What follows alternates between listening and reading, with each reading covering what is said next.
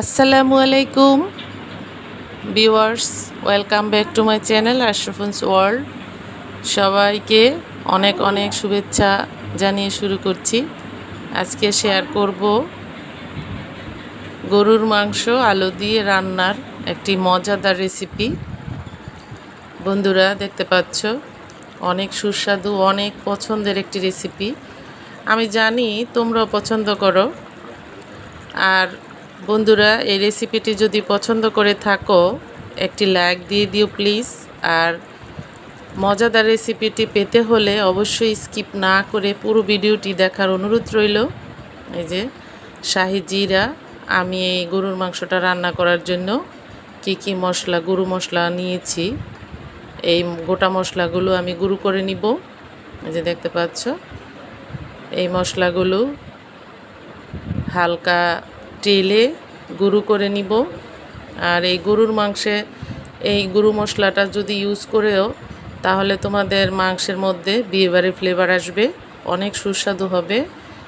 একবার ট্রাই করলে বুঝতে পারবে এই মশলাগুলোর কামাল, জাদু আছে এই স্পেশাল মশলাগুলোতে। প্রথমে দিয়ে দিলাম সয়াবিন তেল। তেলটা গরম হলে আমি এখানে নিয়েছি 1 কাপ পরিমাণ পেঁয়াজ কুচি। এটাকে ব্রাউন করে ভেজে নিব।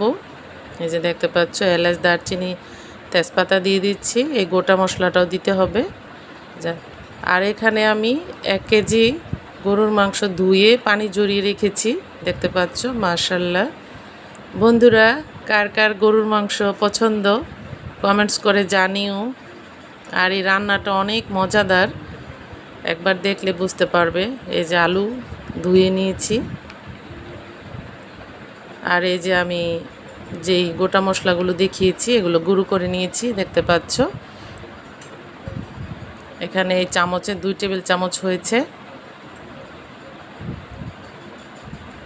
এখানে ধনিয়ার গুঁড়োটা একটু বেশি ইউজ করবে। স্বাদ মতো লবণ দিয়ে দিলাম। আমরা গরুর মাংসে আলু অনেক পছন্দ করি, তোমরা চাইলে এটা স্কিপও করতে পারো। অনেক মজাদার এই গরুর মাংসের রেসিপিটি, একেবারে ঝোল ঝোল থাকে, অনেক টেস্টি লাগে। আর গরুর মাংসের সঠিক মেজারমেন্ট হবে 100, এই যে এখানে 100 গ্রামের মতো আদা রসুন বাটা আছে, মানে 2 টেবিল চামচ রসুন বাটা, 2 টেবিল চামচ আদা বাটা দিলেই যথেষ্ট 1 কেজি গরুর মাংসে। এটাই অনেক পারফেক্ট মশলা। এই যে দেখতে পাচ্ছ, আমি মশলাগুলো কষিয়ে নিচ্ছি। আমি এখানে ঝাল, গরুর মাংস ঝাল হলে ভালো লাগে বেশি, এজন্য একটু মরিচটা বেশি দিয়েছি। এই যে এখানে হলুদের গুঁড়ো দিয়ে দিলাম। আমি গুঁড়ো মশলার মধ্যে গোলমরিচ সাদা এবং কালো ব্যবহার করেছি, এজন্য এখানে লাল মরিচের গুঁড়োটা 1.5 টেবিল চামচ দিয়েছি। এই মাংসটা জাল হলে ভালো লাগবে খেতে। আমি একটু পানি ব্যবহার করলাম মশলাটা যাতে পুড়ে না যায়। বন্ধুরা, মাংস রান্নার প্রধান পদ্ধতি হচ্ছে মশলাটাকে ভালো করে কষাতে হবে। একদম তেল উপরে উঠে গেলে মাংসটা দিয়ে দিতে হবে, এতে করে মাংসটার মধ্যে কাঁচা মশলার গন্ধটা আসে না, খুব ভালো ফ্লেভার আসে। এই যে দেখতে পাচ্ছ, আমি এই গরুর মাংসটা মশলার মধ্যে প্রায় 30 থেকে 40 মিনিটের মতো ভালো করে কষাবো। এই যে দেখতে পাচ্ছ, মাংসটা সফট হয়ে গেছে। দিয়ে দিলাম আলু। তোমরা আলু পছন্দ না করে থাকলে নাও দিতে পারো, কোনো সমস্যা নেই।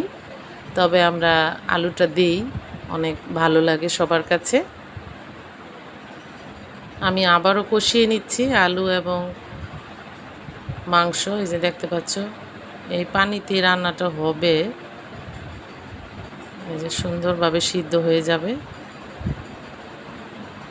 আমি লবণটা চেখে নিয়েছি, প্রায় হয়ে গেছে। দেখতে পাচ্ছ কত সুন্দর হয়ে গেল রান্নাটা। মাংসগুলো ভালো ছিল, এজন্য এভাবেই হয়ে গেছে, সিদ্ধ হয়ে গেছে খুব সুন্দরভাবে। মাশাআল্লাহ। এই যে দেখতে পাচ্ছ, আমার আলু দিয়ে গরুর মাংস রান্না কমপ্লিট। এখন সার্ভ করার পালা। গরম ভাতের সাথে বা খিচুড়ির সাথে বা রুটির সাথে এই মাংসটা অত্যন্ত মজাদার লাগে খেতে। তোমাদের কাছেও ভালো লাগবে আশা করছি। আর ভালো লেগে থাকলে চ্যানেলটাকে সাবস্ক্রাইব করে দিও বন্ধুরা। আর কমেন্টস করে জানিও রেসিপিটি কার কাছে কেমন লেগেছে। আশা করছি ভালো লাগবে।